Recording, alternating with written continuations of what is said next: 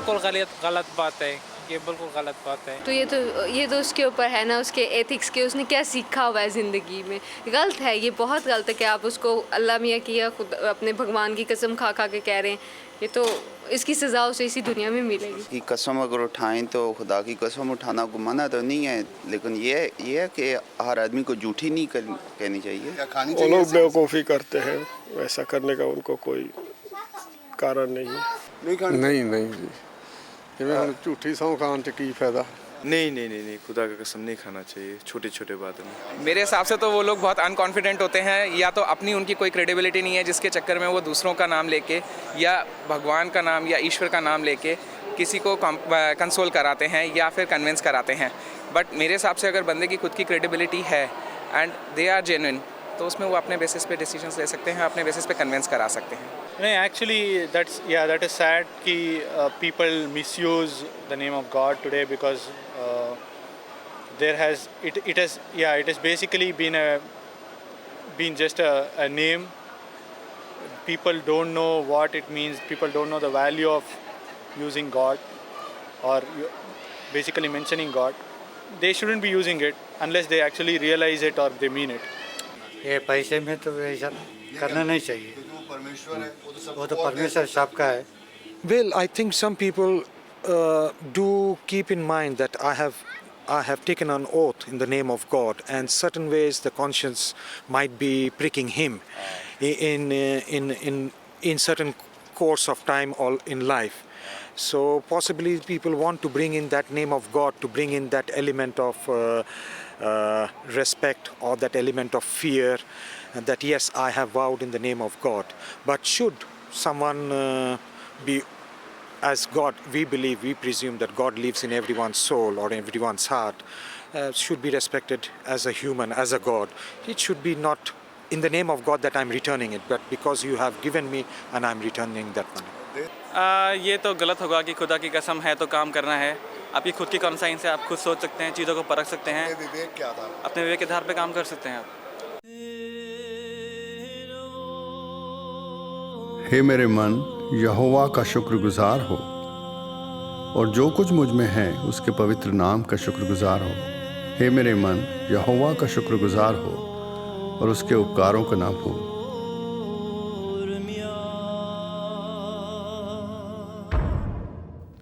खुशखबरी प्रोग्राम में आप सबका स्वागत है। इन प्रोग्रामों में हम आपको खुदा के 10 हुक्मों के बारे में बता रहे हैं। इस प्रोग्राम में हम आपको खुदा के तीसरे हुक्म के बारे में बताएंगे, जो यह है कि खुदा का नाम बेकार में नहीं लेना चाहिए। स्टूडियो में आज हमारे साथ अमर जी हैं और वे हमें खुदा के तीसरे हुक्म के बारे में बताएंगे। खुशामदीद अमर जी। शुक्रिया। जैसे कि इन्होंने रुबीना जी ने कहा कि हम आपको 10 हुक्मों के बारे में बता रहे हैं। बाइबल में जो तीसरा हुक्म है वो मैं बाइबल से सीधा ही आपको पढ़ के सुनाऊंगा। तू अपने परमेश्वर का नाम व्यर्थ ना लेना, क्योंकि जो परमेश्वर का नाम व्यर्थ में लेगा वह निर्दोष नहीं ठहराया जाएगा। हम इसे उर्दू में ऐसे कह सकते हैं कि तू खुदा का नाम बेकार में मत लेना, और अगर तू खुदा का नाम बेकार में लेगा तो तुझे इसकी सज़ा मिलेगी। अजीज़ों, बाइबल में एक ऐसा आदमी था जिसका नाम था सोलोमन या सुलेमान कहिएगा। वो दुनिया का सबसे बुद्धिमान अक्लमंद आदमी था और उसने अपनी अक्लमंदी से ज़िंदगी की हर चीज़ हासिल कर ली थी। उसके पास महल थे, राजा रानी थी, बहुत सारी चीज़ें थी, ऐश व आराम थे, सब कुछ था। लेकिन जब वो आदमी जिसके पास सब कुछ था, दुनिया का सबसे ज़्यादा धन था, पैसा था, वैभव था, ऐश्वर्य था, भी मरा, उसने इस अपनी लाइफ की, अपनी ज़िंदगी की आखिर में ये लिखा कि परमेश्वर का भय मानो या खुदा से डरो और उसकी हर आज्ञाओं का पालन करो, उसकी हर आज्ञाओं को मानो, उसके हुक्मों को मानो। यही आदमी की ड्यूटी है। जी बिल्कुल। को जो परमेश्वर है उसने ये कहा कि चाहे आप अच्छा करो चाहे आप बुरा करो, उससे आप कुछ नहीं छुपा सकते। तो हम इन प्रोग्रामों में उस परमेश्वर के उन 10 हुक्मों के बारे में बता रहे हैं। जैसे आप फैक्ट्री में जाते हैं, आपने जैसे कोई फ्रिज ख़रीदा या कोई कार ख़रीदी या कोई टेलीविज़न ख़रीदा, और वहाँ से आप उसे कार में रख के या टेम्पो टैक्सी में रख के घर ले आए, लेकिन उसके साथ जब आपने उसको खोला तो उसके अंदर मेकर्स इंस्ट्रक्शन है कि उसको आप कैसे इस्तेमाल करेंगे। तो जो खुदा, जो परमेश्वर जिसने हम सबको बनाया है, वो हमको एक यूनिक तरीके से, एक विशेष तरीके से बनाया है और उसने हमको मेकर्स इंस्ट्रक्शंस दी हैं और वो हमारे बारे में सब कुछ जानता है। और जो तीसरी मेकर्स इंस्ट्रक्शन जिसके बारे में हमने अभी जिक्र किया है कि आप खुदा का नाम बेकार में ना लेना। आपको मैं मिसाल देता हूँ, उदाहरण के तौर पर आप देखिए, अगर मैंने रुबीना जी को मान लीजिए 500 रुपये उधार दिए और रुबीना जी ने कहा कि मैं आपको अगले हफ्ते लौटा दूंगी। आपने उनको 3-4 बार उन्होंने कहा और या तो ये पैसा दे नहीं पा रही, उनको कोई दिक्कत है जी। और या आप जान के कर रही हैं, ऐसा हम लोगों की आदत है कि हम करते हैं। तो इस हालात में, इस स्थिति में हम परमेश्वर को हमारा जैसे गारंटी देने वाला है, लेकिन बाइबल ये कहती है कि परमेश्वर को गारंटर की तरह इस्तेमाल मत कीजिए। वो बहुत पवित्र पाक परमेश्वर आपने है। बिल्कुल ठीक फरमाया। हम कई बार खुदा का नाम यूं ही बेकार में ले लेते हैं। हाँ जी, हाँ जी। आकाश और धरती का परमेश्वर कोई हमारा गारंटी देने वाली, ये चीज़ और है कि मेरे को साफ साफ कह दिया जाए कि मेरे पास अभी पैसे नहीं है, मैं किसी कारणवश नहीं दे सकता, लेकिन जैसे ही बन पड़ेगा मैं ज़रूर दूंगा। या दूसरा तरीका मैं कहूँगा कि आकाश और धरती का बनाने वाला जो परमेश्वर है, आप उसको दुआ कीजिए, हे मेरे परमेश्वर, तू मेरी लाज रख, तू मेरे को शर्मिंदा होने से बचा, तू मेरे लिए पैसे का प्रबंध कर। आपकी दुआ वो परमेश्वर सुनेगा और सही समय पर आपको 500 रुपये दे देगा और आपको किसी के पैसे रखने की ज़रूरत नहीं होगी। जी बिल्कुल। दूसरी मिसाल जो मैं आप यहाँ इस्तेमाल करना चाहता हूँ वो ये है कि जैसे कोई एक्सीडेंट हो गया सड़क पर या किसी की मौत हो गई या कुछ बुरा चीज़ हो गया, तो हम लोग कहते हैं हाय खुदा, या हम कहते हैं अरे परमेश्वर तूने क्या किया। अजीज़ों, परमेश्वर जो है वो इस दुनिया में जो भी करता है अच्छा करता है। सबसे पहली चीज़ है हमें उसका शुक्रगुजार करना चाहिए। जी बिल्कुल। बाइबल ये भी कहती है कि हर आदमी के लिए ये मुकर्रर है कि एक दिन उसकी ज़िंदगी ले ली जाएगी। उस मुकर्रर दिन को कोई भी नहीं टाल सकता। हर बंदे को तो दुनिया में खुदा हमेशा के लिए रखेगा नहीं, हमें उस दिन के लिए तैयार होना पड़ेगा। बाइबल ये कहती है कि मरने के बाद हर बाशिंदे का खुदा के सामने इंसाफ होता है। जी। और इस इंसाफ की इंसाफ की जो बचाव है वो यीशु मसीह, ईसा मसीह पे विश्वास करने से है। बाइबल ये कहती है खुदा का जो बेटा है इस दुनिया पे आदमी बनकर आया और उसको उन्होंने सूली पर चढ़ा दिया क्योंकि उसने अपने आप को खुदा का बेटा कहा और वो तीसरे दिन मुर्दों से ज़िंदा उठे। बाइबल ये कहती है कि जो आदमी खुदा यीशु मसीह पर ईमान लाएगा वो नाश नहीं होगा परंतु अनंत जीवन पाएगा। अजीज़ों, बाइबल का खुदा एक बाप की तरह खुदा है। वो कोई दूसरा मजहब शुरू करने नहीं आया लेकिन वो आपको बचाने के लिए आया है। जी। और हम ये चाहते हैं कि ये आप भी बाइबल पढ़ें और खुदा की इस निजात या खुदा की इस मुक्ति का संदेश पाएं। बाइबल का खुदा आपको चंगा करने आया है। अगर आपकी ज़िंदगी में कोई ऐसी समस्या है जो आप ने बहुत कोशिश की, कितने सारी चीज़ें कर ली लेकिन नहीं जाती, लेकिन आप बाइबल के खुदा को अगर आपने प्रार्थना की है तो वो आपको चंगा कर सकता है, वो आपको उस स्थिति से निकाल सकता है। आपकी बहुत सी ज़िंदगी में स्थितियां हैं जहां आपको उसका जवाब ही नहीं मिलता है। आपको पता होगा कि बहुत से लोग खुदा का नाम बेकार में, खुदा का मजाक उड़ाते हैं। हम कई बार खुदा का नाम यूं ही बेकार में लेते हैं। हाँ जी, बाइबल ये भी कहती है कि मनुष्य जो बीजेगा वो पाएगा। अगर आप आम बीजेंगे, आम का पेड़ लगाएंगे तो उस पर आम नहीं निकलेगा। आप उस पर सेब नहीं लगा सकते। अगर कांटे बीजेंगे तो कांटे बीज पाएंगे। अगर आप बुराई बीजेंगे तो बुराई पाएंगे। बाइबल ये भी कहती है कि आपके हृदय से ही आपके वचन निकलते हैं। अगर आपके हृदय में बुरी बातें हैं तो वो आपके मुख से आती हैं। अगर आपके हृदय में अच्छी बातें हैं वो भी आपके मुख से आती हैं। कई बार हम बिना बात गाली भी देते हैं और कई बार हम परमेश्वर का नाम भी उसमें इस्तेमाल करते हैं। अजीज़ों, मैं आपको ये बताना चाहता हूँ कि परमेश्वर के जो हुक्म हैं वो हमारी अच्छाई के लिए हैं। परमेश्वर हमारा बाप है, हमारे पिताजी हैं। वो हमको इस दुनिया में हमको मारने के लिए नहीं आए, वो हमको बीमार करने के लिए नहीं आए, वो हमको अशांति देने के लिए नहीं आए। वो हर समाज में, हर समुदाय में, हर देश में, हर परिवार में, हर व्यक्ति के जीवन में हमको अच्छी चीज़ें देने आए हैं। जी बिल्कुल, आप ठीक फरमा रहे हैं। बाइबल ये भी कहती है कि अगर आप अपने बाप से मिठाई मांगोगे तो वो आपको नमकीन नहीं देगा जी। अगर आप उसको सांप मांगोगे तो बिच्छू नहीं देगा। तो बाइबल का परमेश्वर अच्छी चीज़ें देने वाला परमेश्वर है। आप देखते हैं अंधेरा होता है, रोशनी होती है, मौसम बदलता है। आप आज जवान हैं, कल बूढ़े हो जाएंगे, बाल पक जाएंगे, ज़िंदगी चलती है। इसके पीछे कोई ताकत है। और बाइबल ये कहती है कि परमेश्वर आकाश और धरती का रचयिता है। उसने आदमी को बनाया है, औरत को बनाया है। उसकी दृष्टि में कोई भी बड़ा या छोटा नहीं है। वो हमारे लोगों के बीच में जो दीवार है पाप की, वो तोड़ने आया है। परमेश्वर को जानना और परमेश्वर के बारे में जानना दो अलग अलग बातें हैं। बाइबल बताती है कि आप परमेश्वर को व्यक्तिगत रूप से जान सकते हैं। यीशु मसीह को आप व्यक्तिगत रूप से एक पिता के पास, बाइबल में यीशु मसीह ने कहा है कि मैं ही जीवन रास्ता हूँ और जो पर विश्वास, मैं आपको पिता के पास ले जाऊँगा। विश्वास के साथ, यकीन के द्वारा आप खुदा के पास, परमेश्वर के पास चले जाएंगे।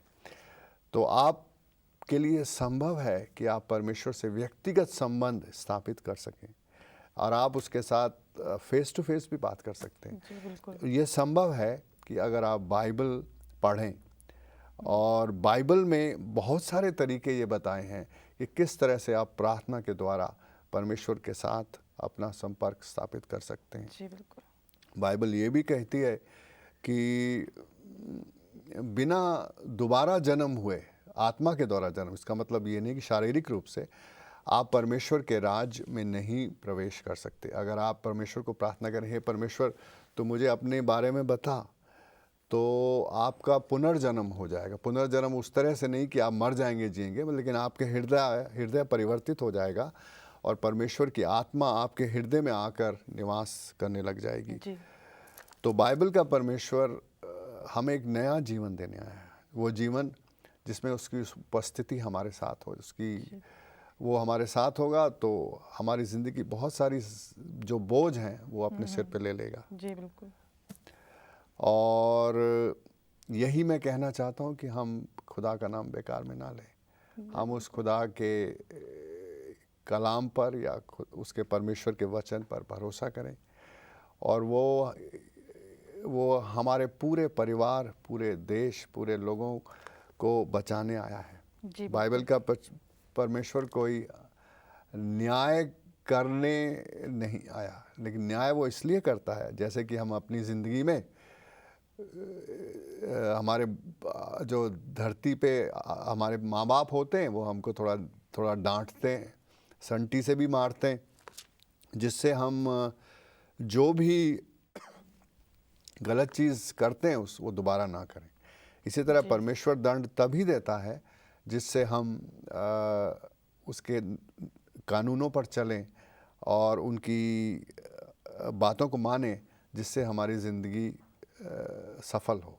जी बिल्कुल। परमेश्वर ने, खुदा ने हर बाशिंदे को अपने रूप में बनाया, अपनी शक्ल में बनाया है। आप उसकी निगाह में यूनिक हैं। कोई भी आदमी छोटा या बड़ा नहीं है परमेश्वर की निगाह में, या आप उसको किसी भी व्यक्ति को तिरस्कार की दृष्टि से नहीं देख सकते। परमेश्वर हर आदमी के लिए उसने हर चीज़ का प्रबंध किया है, रोटी का, कपड़े का, मकान का, शांति का, सुख का, बीमारी से बचाने का। लेकिन आप इन कार्यक्रमों को देखते रहिए। हमने आपको पहले कार्यक्रम में ये बताया कि आप कौन से खुदा की या परमेश्वर कौन है। दूसरे प्रोग्राम में ये बताया कि आप बनाई हुई चीज़ों की बजाय बनाने वाले की इबादत या पूजा करें। या तीसरे प्रोग्राम में हम आपको ये बता रहे हैं कि उसका नाम बेकार में ना लें। ये तीन सब चीज़ें हैं, बहुत ज़रूरी हैं। जी। उम्मीद है कि आपको यह हमारा प्रोग्राम पसंद आया होगा।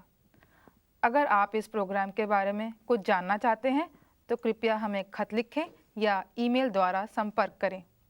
अगर आप चाहते हैं कि हम आपको बाइबल की एक प्रति भेजें तो वह संभव है। अगर आपके घर में कोई बीमार है या कोई विशेष स्थिति है और आप चाहते हैं कि हम प्रार्थना करवाएं तो वह भी संभव है। इन प्रोग्रामों को देखते रहिएगा। अगले प्रोग्राम में आपसे फिर मुलाकात होगी। धन्यवाद।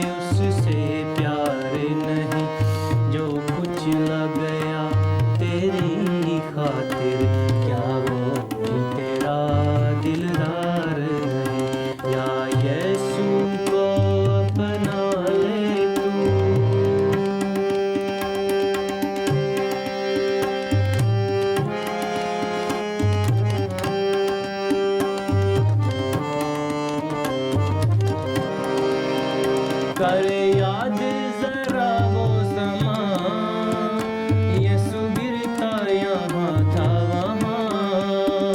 कर याद जरा वो समा, यसु गिरता यहाँ था वहाँ। या फड़ के सलीब उठा ले तू, या कह दे उससे प्यार नहीं। जो कुछ लग गया तेरी खातिर, क्या वो भी तेरा दिलदार है। या यीशु को अपना ले तू।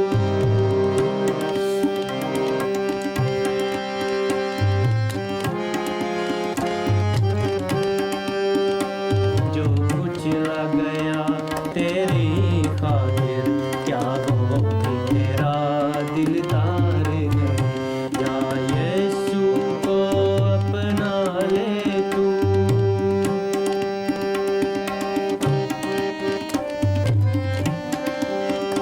अब रूह की ताकत ले, दिलो जान नजर कर दे।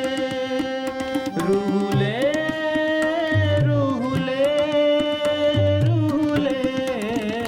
अब रूह की ताकत ले, दिलो जान नजर कर दे। या उसको बसने दे मन में, या कह दे उससे प्यार नहीं। जो कुछ लग गया तेरी खातिर, क्या वो भी तेरा दिलदार नहीं। या यीशु को अपना ले तू। या यीशु को अपना ले तू। या यीशु को अपना ले तू। या यीशु को अपना ले तू। या यीशु को अपना ले तू।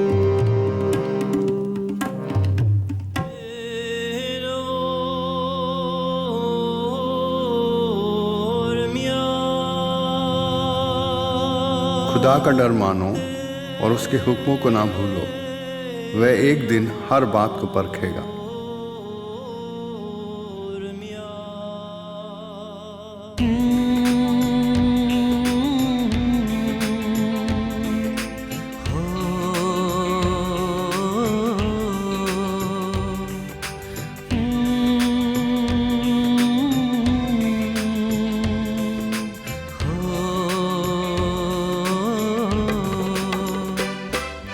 यदि कोई मसीह में है, वो है एक नई सृष्टि। यदि कोई मसीह में है, वो है एक नई सृष्टि। यदि कोई मसीह में है, वो वो है एक नई सृष्टि। यदि कोई मसीह में है वो है एक नई सृष्टि। और मैं भी उसका गवाह, और मैं भी उसका गवाह, और मैं भी